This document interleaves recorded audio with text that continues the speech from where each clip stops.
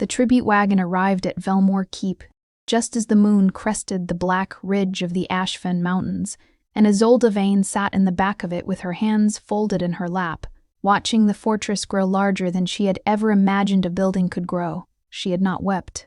That fact surprised even her. She had sat through 3 days of rutted roads and cold rain without shedding a single tear, and she was not certain whether this made her brave or simply numb. The other women who had ridden in tribute wagons before her had wept, according to every account that reached the village of Thornmere. They wept, and then they were bitten, and then they did not come home. The gatekeeper, a creature that wore the shape of a man but moved with the oiled precision of something older, took the parchment from the wagon driver without speaking. He read it by the torchlight that guttered in iron brackets above the portcullis, and Isolde watched his eyes slide from the list to her face with an expression she could not name. Not hunger. Something closer to pity, which was, she decided, considerably worse. Isolde Vane, Thornmere Parish, age 19. His voice was flat, the last of the autumn offering. Yes, she said, because it was true, and there was nothing else to say. She was escorted through the keep by 2 silent attendants who did not touch her, which she was grateful for, and brought to a long stone chamber that smelled of cold and old wax. Candles burned in rows along the walls. The floor was veined marble, dark as bruised skin. In the center of the room stood a chair carved from something black and polished that she did not think was wood, and in the chair sat Cassius Morn, king of the Velmore line, sovereign of the northern vampire court, and the last thing, she had been told, that any of the tribute women had ever seen. He was not what she had expected. She had imagined something monstrous, hollow-eyed, slack with ancient hunger. What she found was a man who appeared no older than 35, dressed in deep gray with silver at his cuffs, sitting with the particular stillness of something that has stopped needing to breathe. His hair was the color of tarnished gold. His eyes, when they found hers, were pale and precise and gave nothing away. "Come forward," he said. She walked the length of the room and stopped 3 feet from him as she had been instructed. The silence was absolute. She could hear the candles. She could hear, distantly, the sound of wind against stone. She could not hear him breathe because, of course, he did not. "You are afraid," he said. "Yes." He studied her for a moment. There was no cruelty in it, only assessment. Most of them cry. "I was told it doesn't help." Something shifted in his expression, not warmth, not quite, but a brief disturbance in the surface, like a stone dropped into still water. Then it was gone. He rose from the chair in a single fluid motion and moved to stand at her side, and she kept her eyes forward because instinct told her that turning to watch him would be a mistake. Not because he would punish her for it, but because whatever was in his face now, she did not think she was ready to see it. His hand lifted her hair from the left side of her neck. His fingers were cold. Not the cold of winter deeper, the cold of everything that comes after. "This will be brief," he said, and then he bit her. The pain was precise and total, and did not last as long as she had feared. What replaced it was stranger, a spreading warmth that moved through her like the memory of summer, which made no sense at all. She felt her knees weaken and gripped her own wrist to stay standing, and she counted, silently, the way she always counted things when she was frightened: heartbeats, candles, the threads on her sleeve. She reached 37 before the warmth began to recede. She reached 52 before she realized she was still standing. The silence that followed was different from the silence before. She heard him step back. She heard the precise, controlled sound of a man who had not expected to step back, of someone recalibrating something fundamental. "Turn around," he said, and his voice was different now, still controlled, but different. She turned. Cassius Morn, king of the Velmore line, was looking at her with an expression she had never seen on any face before. His pale eyes were wide. Not frightened, she did not think he was capable of fright, but unmistakably disturbed. The composure that had defined every line of him since she'd entered the room had fractured, barely, in the way a mirror fractures before it falls. "You are still standing," he said. "Yes, that is." He stopped. He looked at his own hand as though it had done something without his permission. That is not supposed to happen. Isolde pressed 2 fingers to the wound at her neck. The blood was already slowing. Cooling. She was tired and her legs ached, and there was a hollow ringing quiet in the center of her chest, where she had been expecting, she realized, to simply stop. She had resigned herself to the stopping, and instead, she was here, in this stone room, under the wide and shaken gaze of the most ancient predator in the Northern Territories. "What does it mean?" she asked. Her voice was steadier than she deserved. He did not answer immediately. He stood very still, looking at her, and the candles threw his shadow long and sharp against the marble floor. "I don't know," he said at last. It was, she would think later, the most frightening thing he had said all evening, not because it suggested danger, though it did, but because she had never expected a king to admit to not knowing anything, and the admission changed the shape of him in some way she could not yet measure. He turned from her and called for his attendant in a language she did not recognize. She was given a room, clean water, and a silence that felt less like indifference and more like careful thought. She did not sleep that night. Somewhere in the keep, she did not think he slept either. By morning, the gray and reluctant morning that arrived through narrow windows like an apology word had spread through Velmore Keep with the particular velocity of catastrophe. Isolde heard it in the way the attendants moved past her door, quickly, with the heads-down quality of people who had received news they didn't want. She washed her face in the basin provided, and examined the mark at her neck in the tarnished mirror above it. 2 small points, slightly raised, the surrounding skin faintly bruised. It looked, she thought, like any other wound. It did not look like the mark of something miraculous. It did not look like the reason 11 women before her had not returned to their villages. She did not know what she had expected survival to feel like.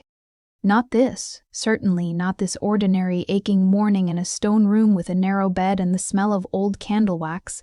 She pressed her fingertips to the mark and felt only the ordinary sharpness of a healing wound. A knock at the door preceded a young woman who introduced herself as Marin, the keep's human attendant, with the careful enunciation of someone performing a practiced speech. She brought a tray, bread, soft cheese, water that had been heated with dried lavender. She did not meet Isolde's eyes, which told Isolde most of what she needed to know about how the rest of the keep's inhabitants regarded her this morning.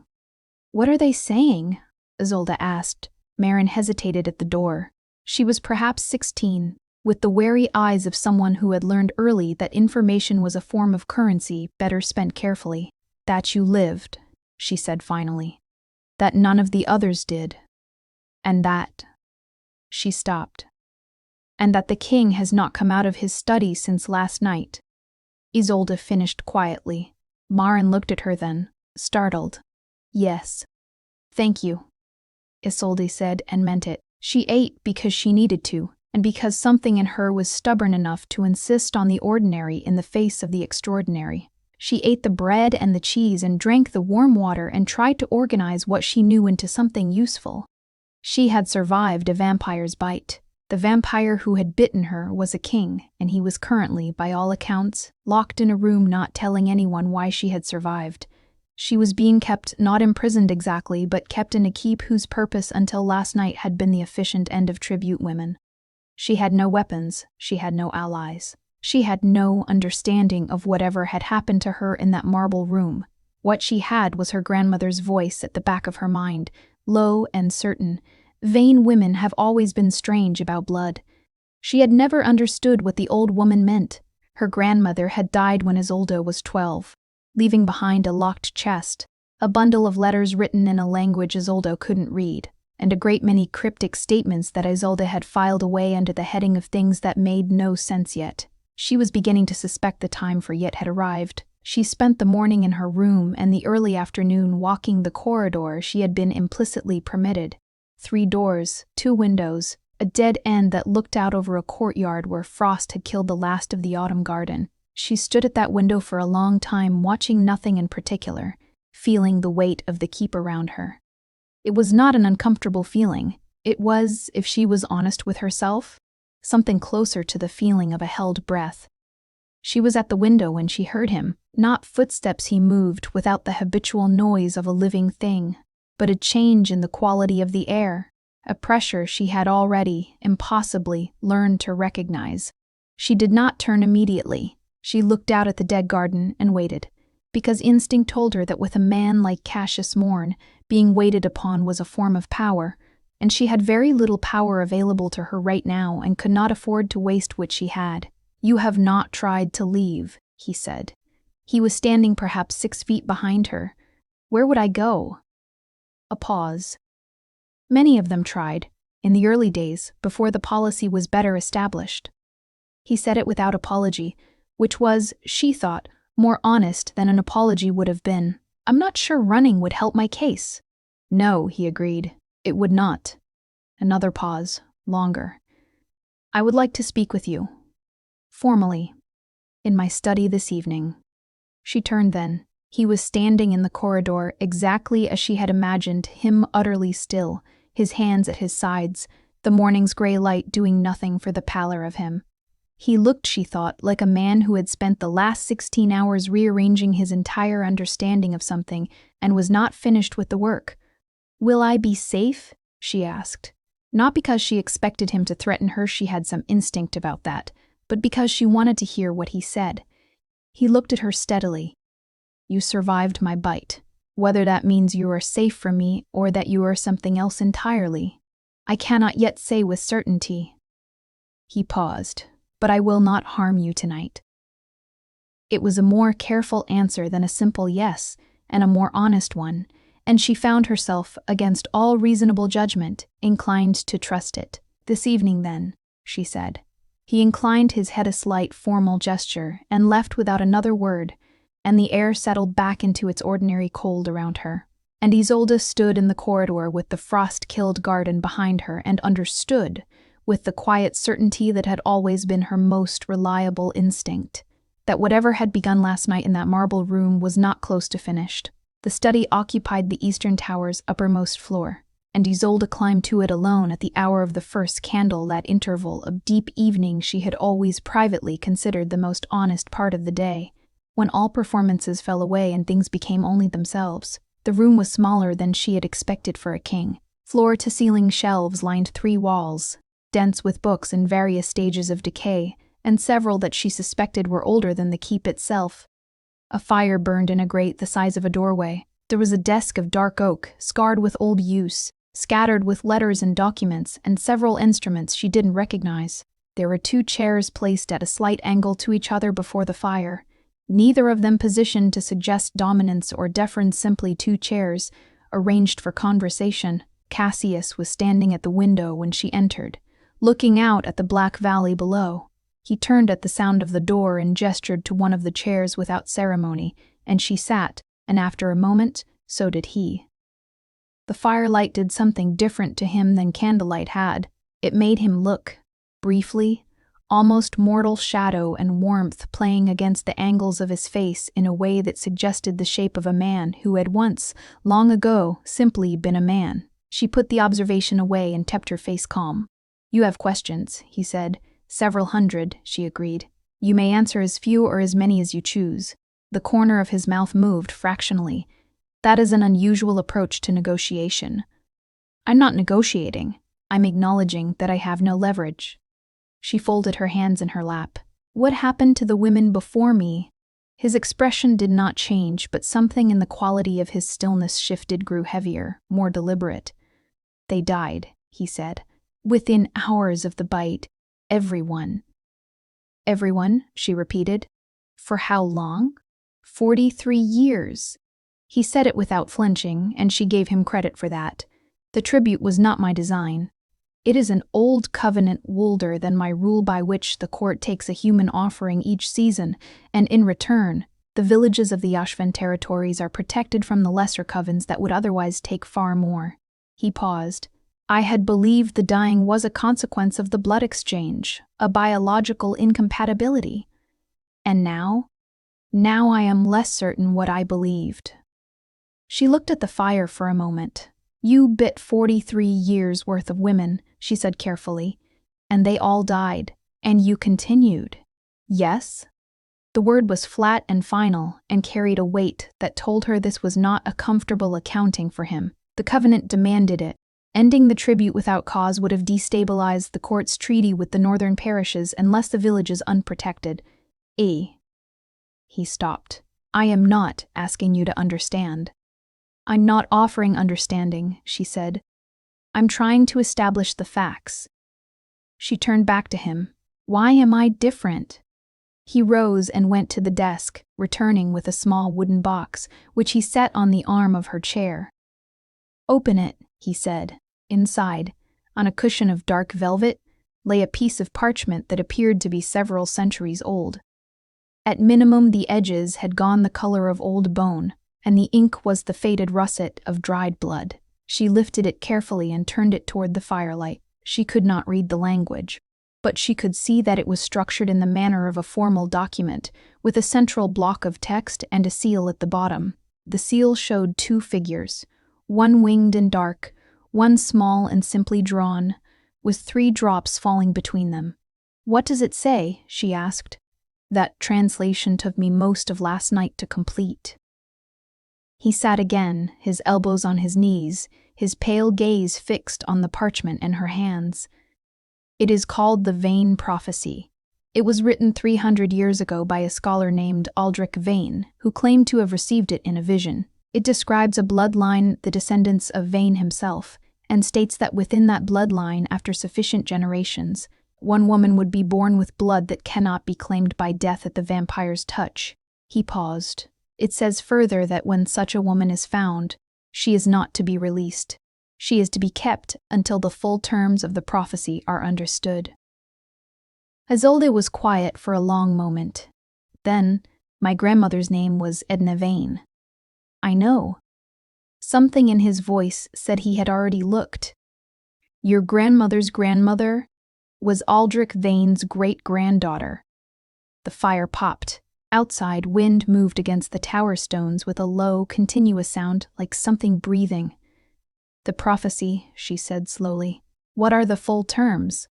That is what I do not yet know. He held her gaze. The 3rd section of the document is damaged. Water, or age, or deliberate destruction. I cannot tell. What remains describes the blood bond, something called the Covenant of the Unbound, a ritual that... He stopped again, and this time she saw the restraint in it clearly. He was choosing his words with the care of a man who understood that the wrong ones would change something irreversible. Tell me, she said. Not tonight, he said. There is more I need to verify before I tell you what the ritual requires. He rose, which she understood as a dismissal formal, not unkind. But I want you to understand something, Isolde Vane. He said her name as though he had been practicing it, or as though he had been avoiding it and had now decided not to anymore. You will not be sent home, not because I intend to harm you, I do not, but because whatever you are the first thing in 43 years that has suggested the dying was not inevitable. She stood. She was tired, and the wound at her neck ached with the particular insistence of the almost healed. Then I suppose, she said, that we are both waiting to find out what I am. 3 days passed in the particular suspension of things that have been set in motion but not yet arrived. Isolde was given the freedom of the keep's middle floors, which amounted to the library, 2 parlors, the frost-killed garden she already knew, and a long gallery lined with portraits of people whose eyes had the quality of looking back. She spent most of her time in the library. She could not read the oldest volumes. The languages were too far from her own, but there were others in a rough old ashfen that she could decode with patience and enough firelight, and she moved through them with the systematic attention she had once applied to her grandmother's unreadable letters. She was looking for Aldrich Vane. She found him in the margins first, a name referenced in 2 separate histories of the court, described once as a scholar prophet and once as a madman, which in her experience often meant the same person seen from different distances. On the 4th day, she found a slim volume in a northern tongue she could partially read, and in it a passage that described Aldrich Vane's arrival at Velmore Keep in the year that appeared through her imperfect translation to correspond roughly to 3 centuries prior. He had come, the text suggested, not as tribute but as a petitioner. He had sought an audience with the vampire king and had been granted one. What had passed between them was not recorded, only that he had left, eventually, and that when he left he had taken something with him. The text called it a blood remembrance. She did not know what that meant. She was still thinking about it when Cassius appeared in the library doorway. He knocked an oddity she noticed every time, that he knocked, though the door was always open. She looked up from the table and he stood in the doorway with his hands at his sides and an expression of someone who had come to say something and was deciding exactly how. "How is your neck?" he asked. "Healing." She turned the book so he could see the passage she'd found. "What is a blood remembrance?" He crossed the room and looked at the page, standing close enough that she was aware of the cold that moved with him, a kind of ambient chill that had nothing to do with the temperature of the room. He read for a moment, then straightened. "Blood memory," he said. "When a vampire takes blood from a human, they receive impressions. Not full memories. Fragments. Emotion more than image." He paused. "It is not a comfortable process. It is also not something I can entirely control. Is that what happened when you bit me? No." He said it with a particular brevity that told her he had spent time with that no. "When I bit you, I received nothing. Only silence." He looked at the book again, rather than at her. "That has never happened before either. Silence." She turned the word over. A vampire king who fed on memories and found only silence in hers. She did not know yet whether that was a gift or a deprivation or something else altogether. "Your ancestor came here," she said, Aldrich Vane. "He took something called a blood remembrance when he left. Could it have been the prophecy? Could he have written it from something he received here?" The stillness that settled over Cassius then was different from his ordinary stillness. It was the stillness of recognition of something slipping into place that had been out of alignment for a very long time. "Sit down," he said. She sat. He took the chair across from her, the table between them, and he was quiet for long enough that she began to wonder if he had changed his mind about speaking at all. "Then, 12 years ago, I had a ward." His voice was level-controlled in the way that things are controlled when they have been controlled for a very long time. And the control has become the thing itself, a human girl. She was not tribute. She came to me through a different arrangement, a debt owed by her family. She lived in the keep for 2 years. He stopped. She was 17. Her name was Mira. She died. Isolde waited. "Not from a bite," he continued. "From fever, an ordinary human fever, which I could do nothing about because I was what I am, and fever is not something my kind can act against. She was in the keep, in my care, and she died of a thing I couldn't touch."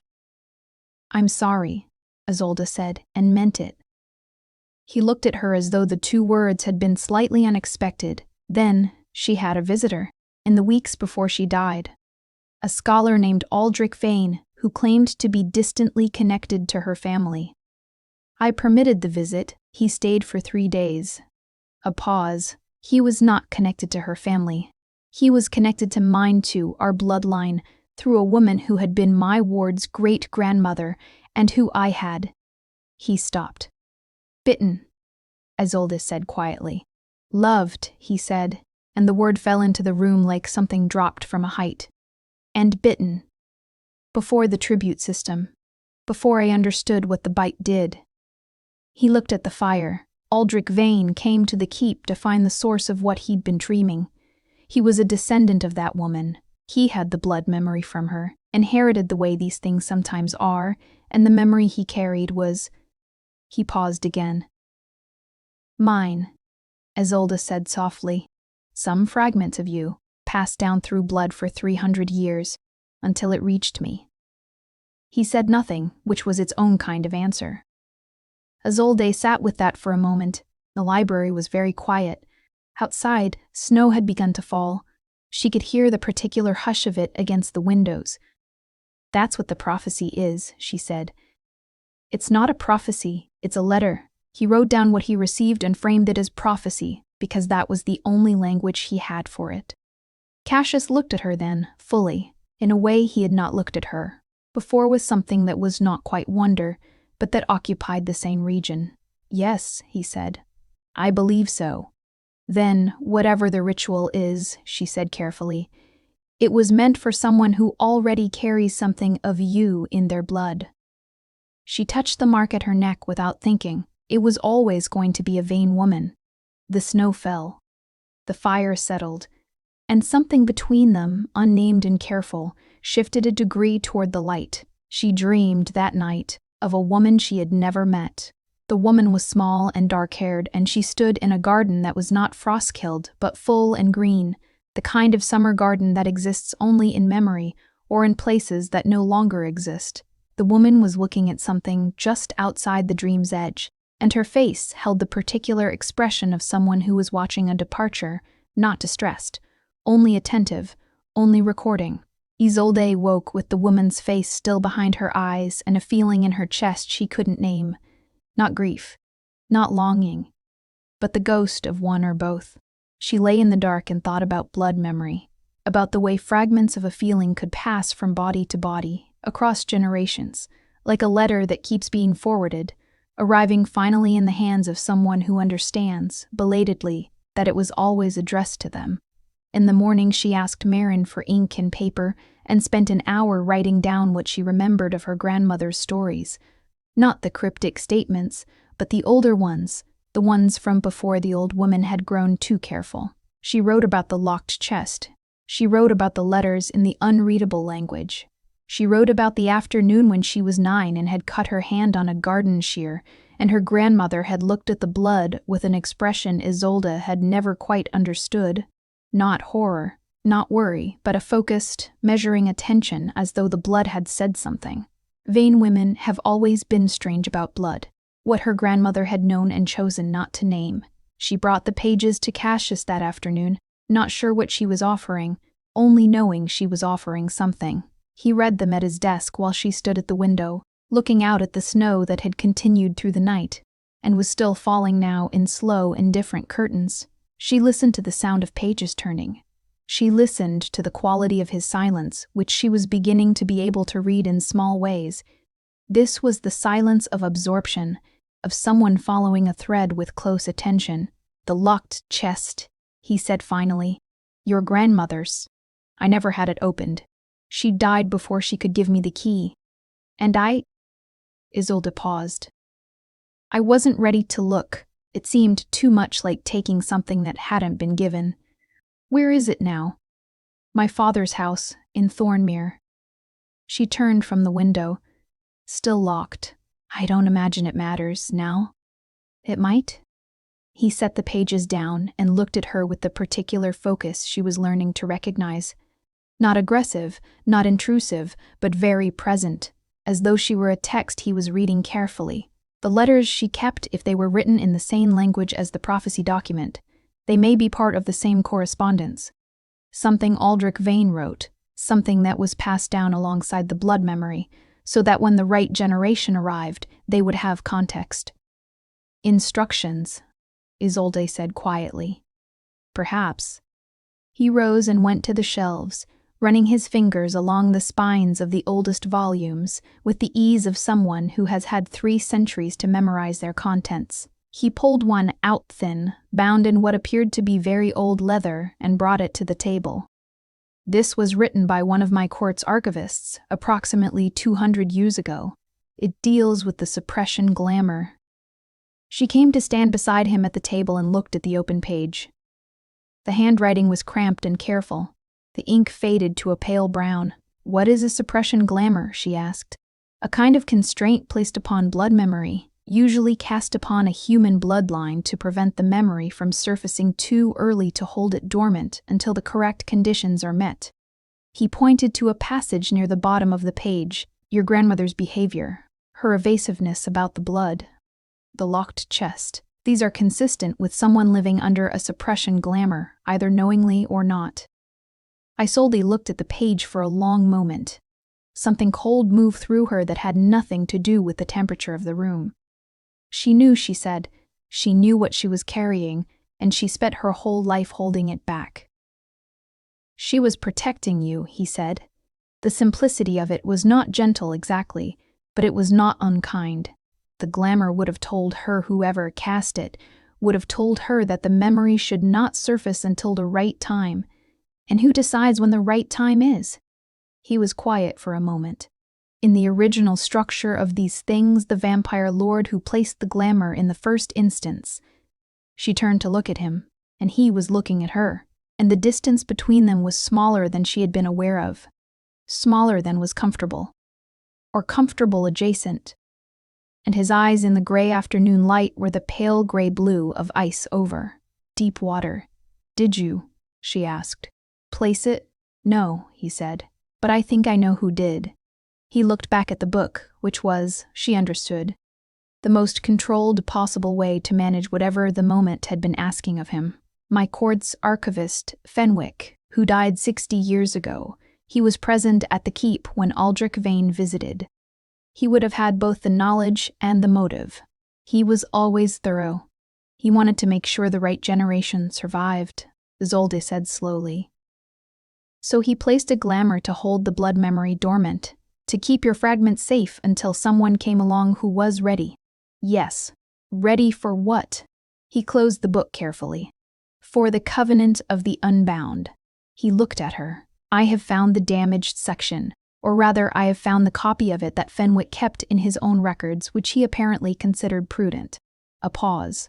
"I can tell you what it says now, if you wish." She thought about saying not yet about holding the not knowing a little longer as a form of agency. But she had run out of patience with things that were true, whether she looked at them or not. "Tell me," she said, "the Covenant of the Unbound, as Cassius translated it from Fenwick's careful copy, was not a simple thing. It was not, as she had feared, a ritual of ownership. Not a mechanism by which a vampire king claimed a human woman the way he might claim property or tribute. It was older than that and stranger, and as she listened to him read it, sitting in the chair by the fire with her hands folded and her face deliberately still, she understood that 300 years of patience had been built into every line of it. The ritual required a voluntary blood exchange, not a bite-a-true exchange, in which both participants gave and both received. It required the blood of someone who had already survived the vampire's bite, which narrowed the possible participants to precisely one person in the entire history of the Velmore line. It required consent, explicitly. The document used the old Ashfen word that meant given freely and in full understanding, which was a word with no casual register, a word used only in the most formal of covenanters. And when it was completed, it would bind not a body but a soul, creating what the text called an unbroken thread between two people that neither death nor time nor any court's law could dissolve. Cassius stopped reading. He set the paper on his knee and looked at the fire for a moment, and she studied the line of his profile. The careful jaw, the controlled set of his mouth, and thought about everything he was not saying. "A soul binding," she said. "Yes. Permanent. In every version of this kind of covenant I have encountered, yes." She was quiet for a while. The fire settled, sending a brief gust of warmth toward her. "And you," she said finally. "And 43 years of tribute women. Was there..." She was looking for the diplomatic form of the question and not finding it. "Did you want this?" He turned to look at her. "I did not know this existed until 4 days ago." "That isn't quite what I asked." A long pause. The kind of pause that has weight to it, that carries the shape of an answer before the answer comes. "No," he said. "I have spent 300 years." He stopped. "I have spent a very long time building a life that requires nothing and loses nothing." Another pause. "That is not the same as wanting it." She understood the distinction. She held it carefully. "What happens if we don't perform the ritual?" she asked. "The prophecy does not specify a consequence. It only says that the opportunity will not come again.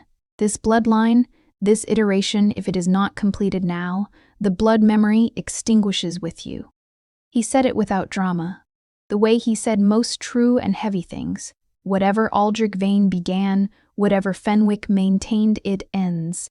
And the tribute system? He looked at her steadily.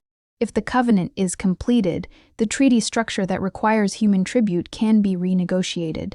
The binding gives the vampire lord of Velmore the formal standing within the covenant's law to void an existing treaty obligation. Without it, he paused. The tribute continues, as it has. She thought about this. She thought about the wagon, the 3 days of rain, the parchment list and her name at the bottom of it, last of the autumn offering. She thought about the women before her, 43 years of them, and the specific, cold weight of what it meant that they had died, and she had not. "You are describing a situation," she said slowly, "in which performing the ritual has the consequence of ending a system that has been killing women." "Yes. And you believe I should have the full information before deciding." "You are not a tool," he said, and the sharpness in it, faint but real, surprised her. "I will not frame this as the only moral choice or an obligation you were born into. I did not design this. I did not ask for 43 years of deaths that I could apparently have prevented if I had known." He rose from the chair and moved to the window, standing with his back to her, not dismissively, but with the controlled tension of a man keeping himself very still. "I am telling you the full terms because they are yours to know. What you do with them is yours to decide."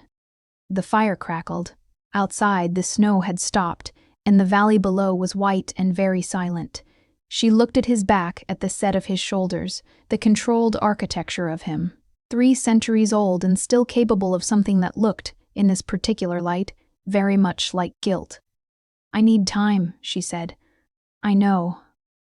Not to decide about the ritual.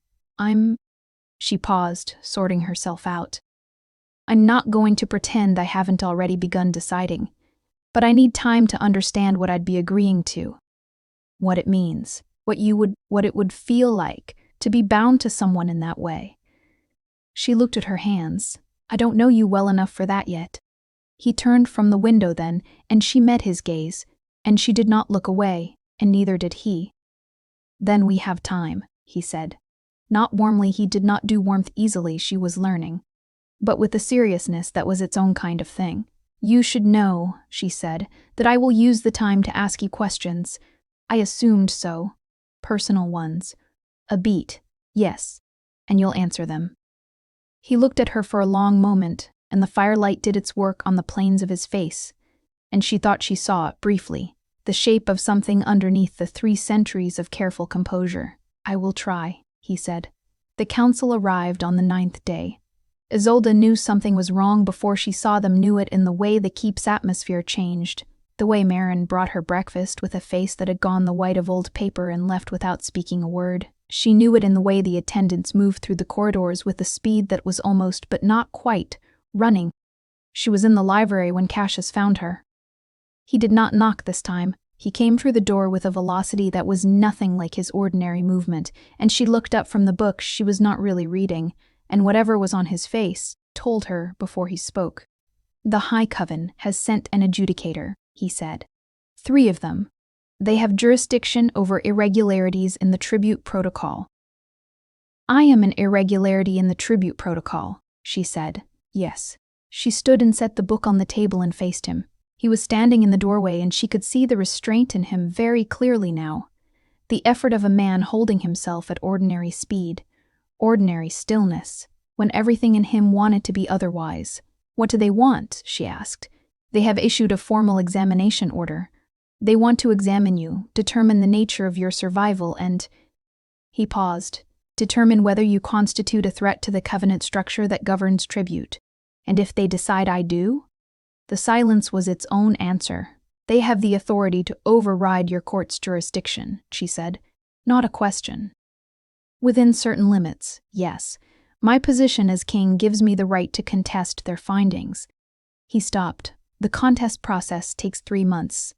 I am telling you this because I want you to understand exactly what the situation is before they arrive." Isolde looked at the fire and thought about 3 months. She thought about the adjudicators, who were somewhere in the keep right now, moving through its corridors with the authority of a body that had decided long ago what the correct shape of things was and did not welcome disruptions. "The ritual," she said.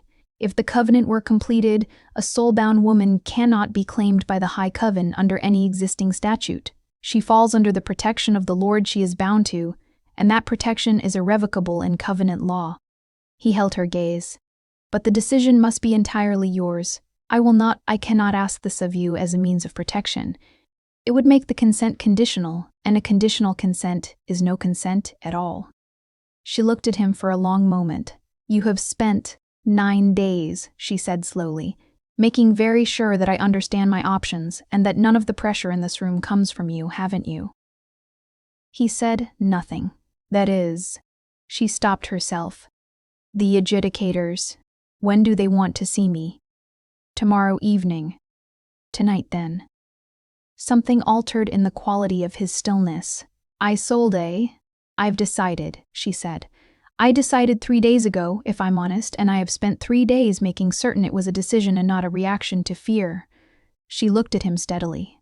"The answer is yes, not because of the adjudicators, because of 43 years, because of Mira, whose name you said once and then didn't say again, because of whatever it is in your blood that has been living in mine for 3 centuries and which I would like, very much, to stop carrying alone." The fire was the only sound in the room. Cassia stood in the doorway and looked at her with an expression she could not entirely read, complex, controlled, and underneath the control, something she recognized without knowing from where she recognized it. The look of a person encountering the end of a very long waiting. "We will need the archivist's materials," he said quietly. "I know." "And you are certain?" "Ask me once more if you need to," she said. "But only once." He was quiet. "Then are you certain?" "Yes." The adjudicators were housed in the East Wing and did not emerge until morning, and in the meantime the keep was a held breath. Marn brought Isolde her supper, and did not ask questions, only pressed her hand briefly before leaving. The warmth of it more eloquent than anything she might have said. Cassius came to the library at the hour of the deep candle that late. Dark interval with the archivist's materials in a leather folder, and the kind of deliberate care in his movements that told her he had been thinking very hard about everything. He set the materials on the table and stood on the other side of it, and Isolde looked at the folder and then at him and said, "Tell me what to expect." He told her. His voice was low and level, the way she had come to associate with him when he was being most careful, most honest. He told her about the exchange, step by step, and he did not reach toward her while he described it. Kept his hands at his sides, the table between them, letting the information be only information. She listened, and she did not look away. When he finished, she said, "Will it hurt? Not the way the bite did." "It will feel." He paused, choosing, clarifying, as though something has been in the wrong place for a long time and settles. She thought of the fragment of him carried in her blood across 3 centuries, the blood remembrance she had not known she was carrying, the woman in her dream with the summer garden and the face turned toward departure. "All right," she said, and in the deep candle hours while the adjudicators slept in the East Wing with no knowledge of what was occurring 3 floors above them, the ritual began. He had not performed a ritual of this kind before, had not, in 3 centuries, touched anything that could not eventually be left behind. That was the design of the life he had made. Everything held at the correct distance. Everything managed. He had believed for a long time that this was the same as peace. He understood, in the moment Isolde Vane said all right and looked at him across the library table without flinching, that he had been wrong for approximately 300 years. The ritual required proximity. It required that they sit beside one another, close enough that the blood exchange could occur naturally, not violently, not with the bite's controlled seizure of dominance, but with a cut and a touch and a willing offering on both sides. He brought the materials to the low table by the fire, and they sat, and the fire was the only light, and he was aware of everything, the distance of 12 inches between them, the warmth that came off her in contrast to his own perpetual cold, the way she folded her hands on her knee and then unfolded them and did not apologize for the nervousness. "You don't have to be still," he said. "I know." She looked at him. "I'm all right." The ritual opened with words of passage from the document in the old tongue, which he read quietly, his voice low. He did not know if she could feel the resonance of it, the way the old language seemed to change the air in a room, to make it slightly more real. She listened with her eyes on the fire, and her breathing was steady, and he found himself, unusually, unexpectedly grateful for her steadiness. The exchange itself was simple, a small cut on the inside of the wrist, his, then hers. The touching together of those cuts, The deliberate opening on his side of the channel that the bite kept so strictly controlled, the ability to let another person's blood become something other than fuel, to let it speak. When Isolde's blood reached him, it was not like any blood he had taken in 300 years. He had been prepared for the fragment, for some ghost of his own past self. Some thin thread of a feeling left behind in a woman long dead, passed down through generations until it arrived here, diminished. A memory of a memory. What he received was not diminished. What he received was every version of the longing he had spent 3 centuries refusing to name received it all at once, from outside, which meant received it as it was rather than as he had filed it away. The woman in the summer garden. Mira's fever. 43 years of winters. The particular quality of standing at a window and watching something go. He was very still for a very long time. Isolde felt the shift before she understood it. A warmth that was not the fire's warmth spreading from the point of contact at her wrist, moving upward through her arm and into her chest with the slow, deliberate quality of something returning to its proper place. She had expected the clarifying sensation he had described, and it was there. But beneath it was something she had not expected. The presence of another person. Not an intrusion. Not an invasion. A presence distinct, controlled, and underneath the control, very old and very tired in a way that had nothing to do with centuries and everything to do with the sustained effort of choosing distance over and over across an unimaginable span of years. She understood in that moment why the ritual required the blood remembrance. It was not simply that she happened to carry a fragment of him, it was that the fragment she carried was the piece of himself he had put down when he had decided to become only what his position required, and without that piece the covenant could not close. He needed her to give it back. She let it go. She had been carrying it long enough. The warmth in her chest completed itself, settled, as he had said, with the sense of a thing clicking into the correct alignment after a long and patient wait. The fire burned.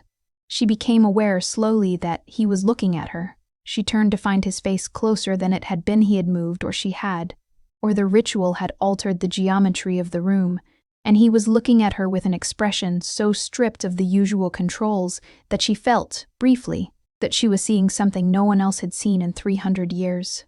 "You are all right?" he said. Not a question. An observation. She thought he needed to hear himself say it. Yes. She looked at their wrists, the cuts already sealing, the blood already drying in the way that blood dried after the ritual. Darker than ordinary, faintly iridescent in the firelight. Is it done? The first stage. He did not look away from her face. The binding is present. I can. He paused. I can feel you. Not your thoughts. Not your emotions exactly. But that you are here. That you are real, she said quietly. Real, he agreed. A long silence. The fire. His cold and her warmth, and the 12 inches between them that had become a different kind of distance than it had been an hour ago, not less charged but differently charged, more acknowledged. The adjudicators, she said, in the morning. He did not move away. She did not ask him to. Tonight. He stopped. Tonight we've done enough, she said. He looked at her for one more moment, careful, and then nodded. And the careful control settled back over him like armor that now fit slightly differently than it had before. Outside, the valley was very dark and very quiet, and somewhere in the east wing 3 adjudicators slept in the certainty of their own authority, knowing nothing of what had just become irrevocable. Morning arrived with the gray authority of things that cannot be postponed. Isolde, dressed in the best of the clothes Marin had quietly provided over the past week, dark wool, close-fitted without ornament. She did not try to look harmless. She did not try to look otherwise. She stood in front of the tarnished mirror and looked at herself and thought, I am a woman who survived. Whatever else happens today, that is true and it is enough. The mark at her neck had changed overnight, still visible, still the 2 small points she had examined since the first morning, but the bruising had gone, and in its place the skin had taken on a faint quality she could only describe as settled, as though it had decided what it was and stopped negotiating. She met Cassius in the corridor outside his study. He was dressed with a formality she had not seen before, deep charcoal. The silver at his cuffs more elaborate, his entire bearing recalibrated to the register of a king receiving an official body. He looked, she thought, extremely dangerous, not because of anything external, not the height or the controlled stillness or the centuries, but because he looked like a man who had, overnight, become completely certain about something and was prepared to defend it. He looked at her for a moment. Something crossed his face brief, internal, and then he said, "How do you feel?" "Ready," she said. The adjudicators received them in the formal receiving hall room Isolde had seen, but not entered, which was ceiling high and cold, and had the quality of rooms designed to make individuals feel the weight of institutional authority. 3 vampires, all of them older than they appeared in the formal gray of High Coven office. The one who spoke identified himself as Adjudicator Pren. He was polite. He was thorough. He asked her questions in the measured tone of someone performing an examination whose conclusion had been decided before it began, and she answered them with the same measured evenness, and she watched his colleagues take notes on long sheets of parchment, and she waited for the moment the politeness ran out. It ran out approximately 30 minutes in, when Pren set down his notes and looked at her with the particular look of a man who has found the thing he was looking for. "The Covenant of the Unbound," he said. "The seal on your wrist indicates the ritual has been performed." "Yes," she said, "without the council's knowledge or approval." "The ritual does not require council approval," Cassius said from her left. His voice was quiet and perfectly even. "The Covenant's law predates the council's jurisdiction by 200 years. I am prepared to produce the relevant statutes. The council has a legitimate interest in any action that affects the Tribute Covenant's stability." Pren's gaze moved between them. "A soul-bound human woman changes the political calculus of this court in ways that have implications for—" "The Tribute Covenant," Cassius said, "will be voided." Silence. "The Covenant of the Unbound grants the Velmore Lord formal standing to void any existing treaty obligation that conflicts with the protection of a bound ward." His tone did not rise or sharpen. He might have been discussing the weather. "The tribute is a treaty obligation. I am invoking that standing now, formally, in the presence of council representatives." He looked at Pren with a gaze that had 3 centuries of absolute authority behind it and 0 heat. "You may take that back to the High Coven." Pren was quiet for a moment. "The council will contest. They are welcome to. A contest process takes 3 months, during which time Isolde Vane remains under my protection, and the bound status makes that protection irrevocable under the very statute you would use to contest it." A pause. "I am aware of the council's legal instruments, Adjudicator. I helped write several of them." Isolde sat very still and watched the adjudicators recalibrate. She watched Pren's composure perform a small, precise reorganization. She watched the colleagues with the parchment exchange a look and then return to their notes. "There's the question," Pren said carefully, "of how the young woman survived the bite." "Bloodline prophecy," Cassius said. "Documented. 3 centuries old. I have the original in my study and will provide a copy to the council's records office at their convenience." "And the nature of the bond itself, whether it is coercive?"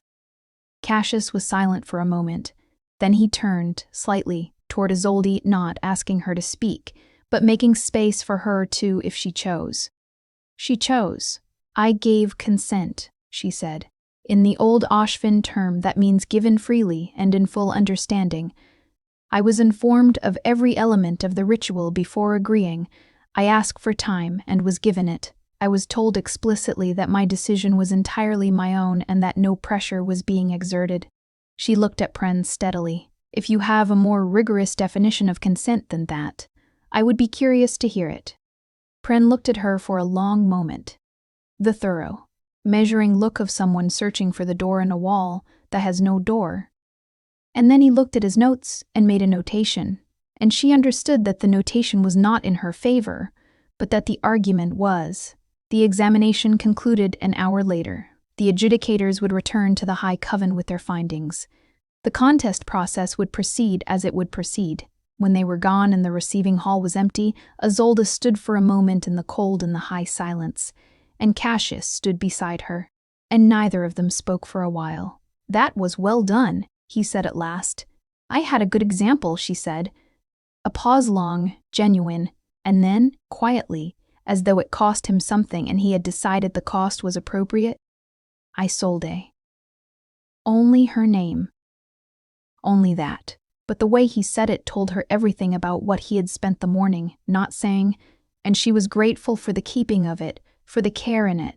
And she stood beside him in the cold receiving hall and felt, for the first time since the wagon, that she was exactly where she was supposed to be.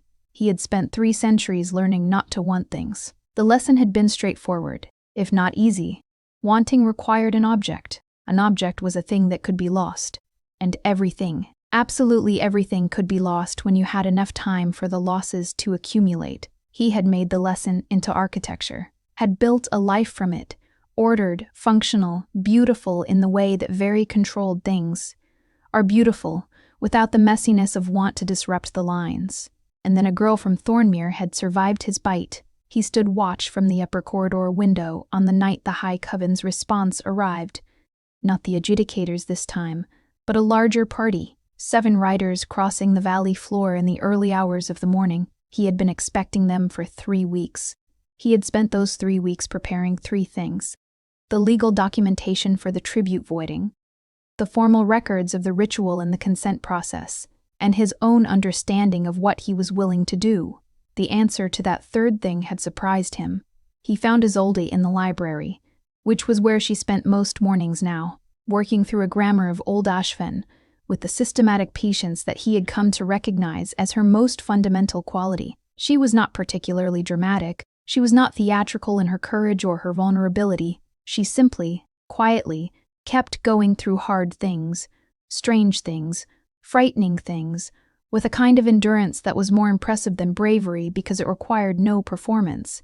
He stood in the doorway and watched her for a moment before she looked up. "They've arrived," she said. Not a question. "Yes." She set down her pen. "What do they want?" "The contest is complete. 3 weeks instead of 3 months. They accelerated the timeline, which means the council has decided to treat this as a priority matter." He came into the room and sat, for the first time, in the chair beside her rather than across from her, close enough that the cold moved with him into her warmth and she did not shift away. "Their ruling has 3 parts. First, the tribute covenant is voided as of this morning. The legal challenge failed." She let out a breath. "The women, no more tribute, ever." He paused. "The second part, my court will have a formal inspection every 5 years for the next century to verify compliance. That seems fair." "It is fair." "And the third part?" He was quiet for a moment. "The third part concerns the soul binding. They have accepted its legality, but there is a faction within the council older than the adjudicators, not bound by the same statutes that regards any bound human as a permanent destabilizing element in vampire court governance. They argue that the binding creates a loyalty conflict, that a king who is bound to a human woman cannot be relied upon to govern solely in the interest of his court." Isolde looked at him steadily. "Is that argument wrong?" "No," he said. "It is entirely correct." He met her gaze. "I am no longer able to govern solely in the interest of my court, if that ever required your harm." A pause. "I find I am not distressed about this." She was quiet for a moment. Then, "What does the faction intend to do?" "They intend to challenge my sovereignty. Formally, through the council. It will be a proceeding, arguments, documentation, potentially a vote among the high families." He paused. "It is not a physical threat. The council operates by law, and I am within the law, but it will require a significant period of political difficulty, potentially years." "Years," she said. "Yes." She looked at the grammar book, still open on the table, with the particular look she had when she was thinking without letting the thinking show on her face.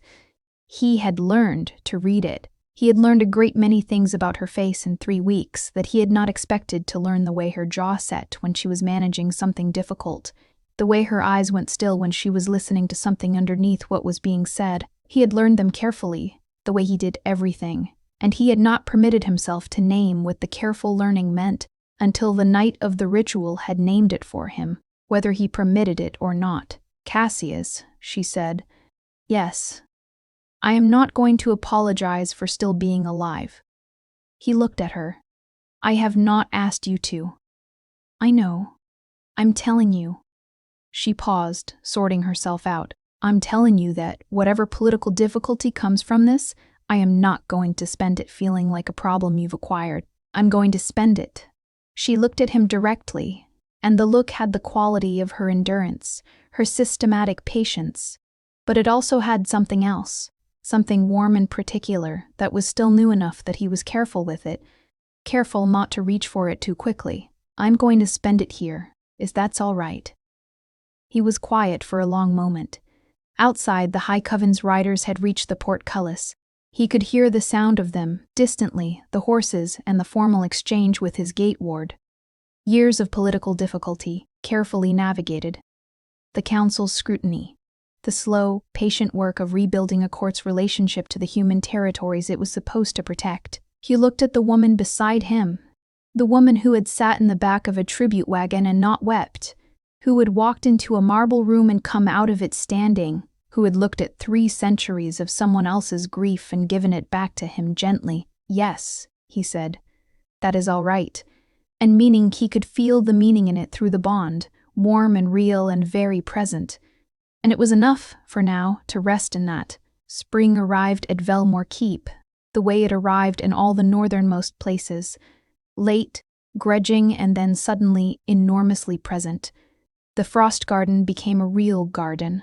The valley below lost its white and turned, over the course of 2 weeks, the pale and luminous green of new things.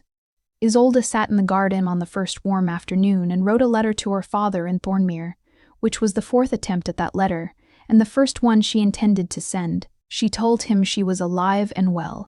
She told him the tribute system had ended, that no woman from any Ashvan parish would make that journey again.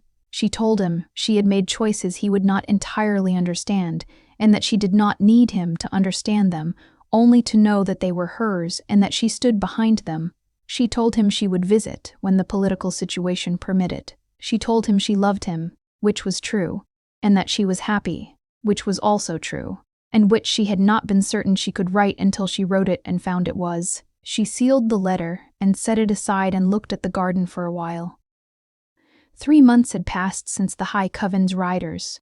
In those 3 months, 2 formal hearings before the council's governing body, both of which Cassius had navigated with the particular contained ferocity of a man who had spent 3 centuries learning every instrument of the legal framework he was now being required to use in his own defense. Isolde had attended both. She had sat in the formal position accorded to a bound ward to the left of the king, slightly behind, which was a position the council's architecture had apparently never been designed to accommodate. And she had watched him work, and she had found, somewhere in the watching, a pride so steady and deep it had become part of her ordinary. The sovereignty challenge had not succeeded. It had not entirely failed. Either a monitoring provision remained, and would remain for the next 50 years, and Cassius had accepted this with the expressionless equanimity she had come to recognize as his version of practical. 50 years is not long, he had said that evening, with a dryness that had startled a laugh out of her. She was still learning his humor. It lived very deep. The tribute covenant was void. Word had reached the Ashvan parishes by the end of the first month, and the response had been she had been told through Marin, who had family connections in the valley villages.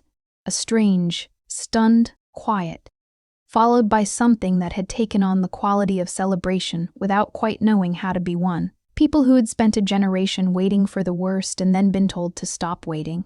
She thought about the women whose names she did not know, the 43 years of them. She thought about them often, not with guilt exactly, since she had not designed the system that killed them, but with a particular attentiveness, a commitment to not letting the numbers abstract into something weightless. They had been 19 and 21 and 17. They had been afraid. She had been afraid too, in that wagon, and had survived. And that was not justice, was nothing close to justice. But it was the beginning of something that might, over time, become better than what had been. She was still sitting with this, warm and complicated, when she heard the change in the air that told her he was behind her. "The letter?" he said. My father. Finally, she turned on the bench and found him standing at the garden's edge, coat off, which was still a slight novelty. He had spent the first month of spring in full formal dress as though warmth were something requiring resistance. He looked, she thought, slightly more like a man, and slightly less like an institution than he had on the night she arrived. He came to sit beside her on the bench, and the cold that moved with him had softened over the weeks, or she had grown accustomed to it. She was not certain which. Probably both. The hearing record came back, he said. The monitoring provision is formally entered. They've assigned an observer a council member named Aldrich. He paused. No relation to your ancestor. Are you certain? I checked. She smiled and looked at the valley. Green and still, the new season laying itself across the old damage of winter with the particular indifference of things that simply continue. Cassius. Yes. What do you feel, through the bond, right now? He was quiet for a moment. The genuine kind of quiet, not the controlled kind. She had learned to tell the difference. Then, stillness, he said. The kind that is. He paused. The kind that does not need to become something else, she understood. She had been trying to name the feeling herself for weeks and had not found the word for it. The feeling of a thing that has been under long tension, finally permitted to simply be. Not happiness exactly. Not the uncomplicated version. Something richer, earned, held carefully, aware of its own cost. She reached out, without hurry, and placed her hand over his, where it rested on the bench between them. His fingers were cool beneath hers. He turned his hand, slowly, and held her hand in his, and neither of them spoke, and the garden grew around them, and the valley was green and the afternoon was long. There was work ahead, years of it, careful and patient, courts to manage, provisions to fulfill, a world that had been shaped by centuries of fear and was only beginning the long, reluctant work of changing. She was 19 years old and bound to a king who was older than her entire civilization, and there was nothing simple about any of it. But she had survived what should have killed her. She had done it before. She would do it again. And this time, she would not do it alone.